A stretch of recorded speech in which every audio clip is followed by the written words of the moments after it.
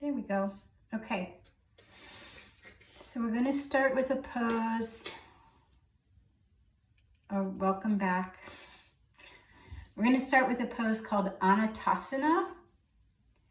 And we're going to use the wall to support us. And I will show you what that looks like. You may be surprised.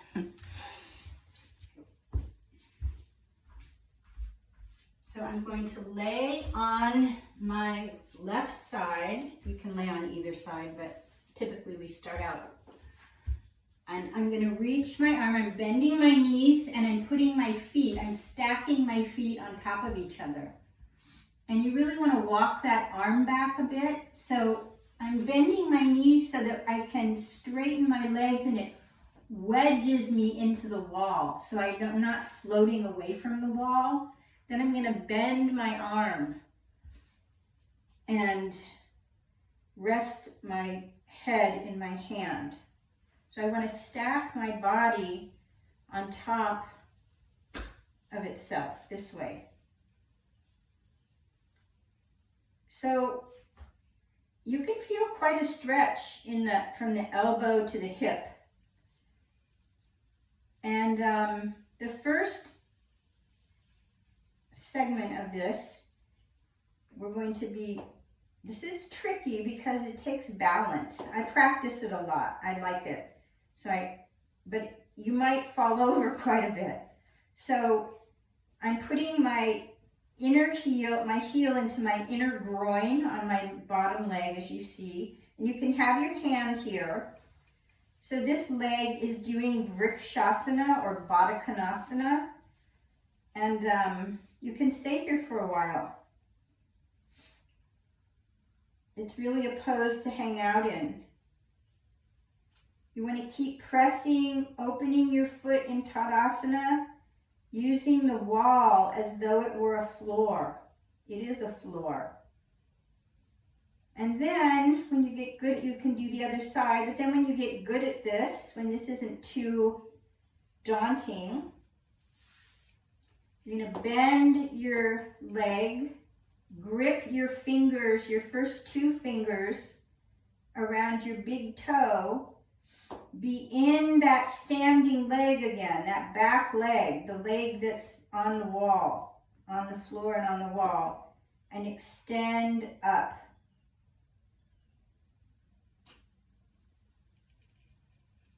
I can't talk too much while I'm doing this. Both legs are working just like they did in Trikonasana. You can see that this pose is a lot like Trikonasana, but it's on the floor.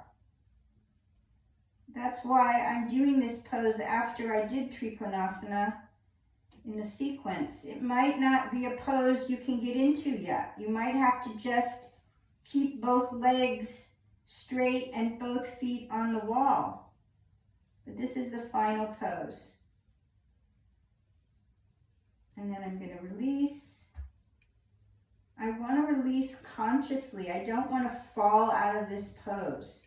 And really, it's not like you're on a tightrope, but in some ways you are. Once you get the connections, it's not so hard, but when you don't have them, it is like being on a tightrope.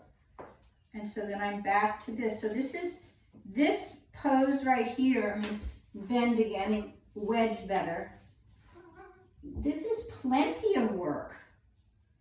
This is not a nothing pose, you know. And so if this is where you're at in this pose, that's great. This is not easy. And the next thing is for you to come away from the wall. I'll do it this way. The wall is there to help us learn the pose, but afterwards we learn to do this pose without the wall.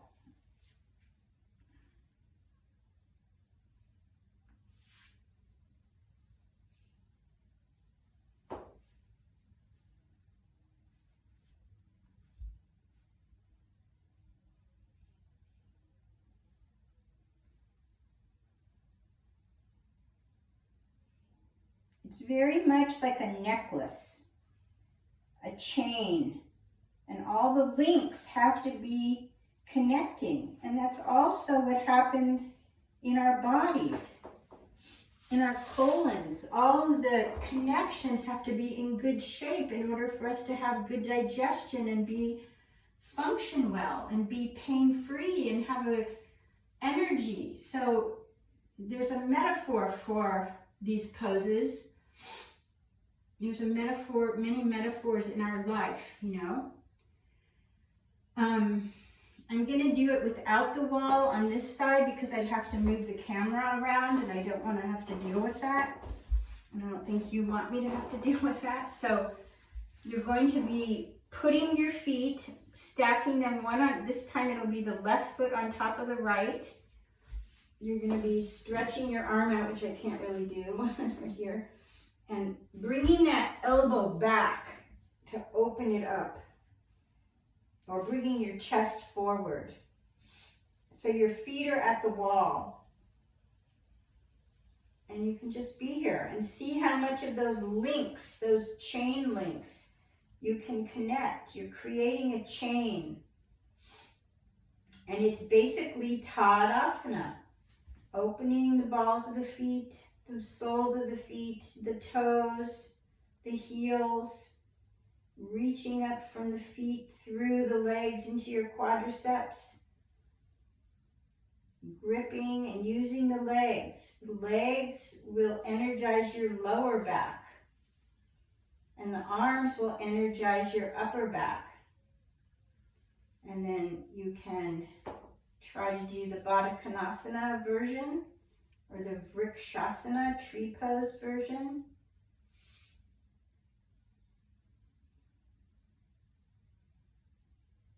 So I'm rotating this thigh. I'm using my foot, and my lower outstretched leg is now the floor.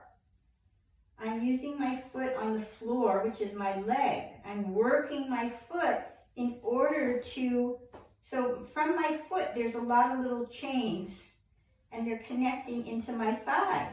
So I can tell my thigh what to do. But my foot, without my foot, my thigh couldn't do this. It needs the root. It needs the beginning. It's connected. My thigh is connected to my foot. My foot is sending it the signals and the energy, and it's connecting my thigh to my foot. It's creating a connection so that I can do something. Like my arm connects to my hand. Without my arm or my shoulder, my hand would be lost. Okay? Now both sides of the body are connecting from the hips. So the torso is one thing, but these two sides are asymmetrical. But at some point there's a symmetry with my two sides of my torso. So I'm lifting my torso, even though I'm laying down. I'm active. And then if I can stay connected, I'll be able to do the third part of the pose, which I'm not going to talk too much.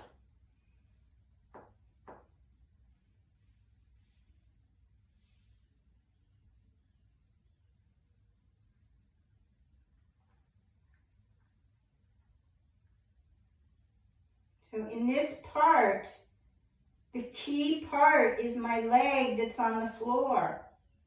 That's my anchor. That's my standing leg.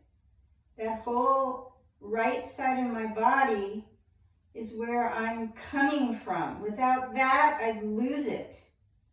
It looks like it's about the upstretched leg, but it's really about the part of my body on the floor, the foundation. That's where I am. That's what I invest in the most.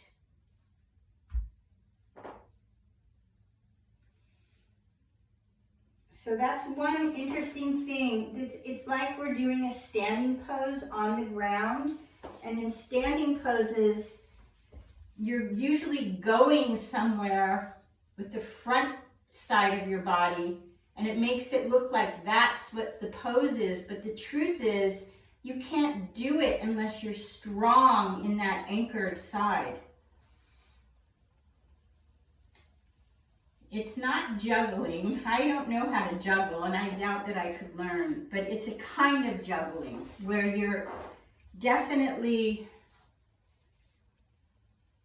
in several places at once, and you must have focus. The focus becomes real because it enters your body. It's the real thing. It can't be faked. There can be no misinformation.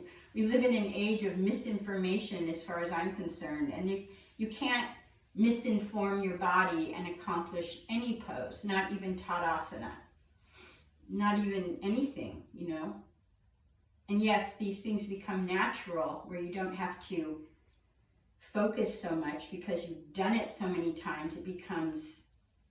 It's imprinted and it's known and it's accomplished. But there's never an end to it. So I might end the video here because I don't want these videos to be so long. But they are a string of poses that are one sequence. And I'm developing my skills with the phone and everything and the camera, and I could write the sequence out for you. I just have to learn how to do that. But this is the 4th video, and there's several more poses still for this one sequence. So anyway, I will see you in the next pose on the next video. Thank you for joining, and if you stayed this long, and I hope you enjoy beginning to learn this pose and practicing it on your own. And I'll see you next time.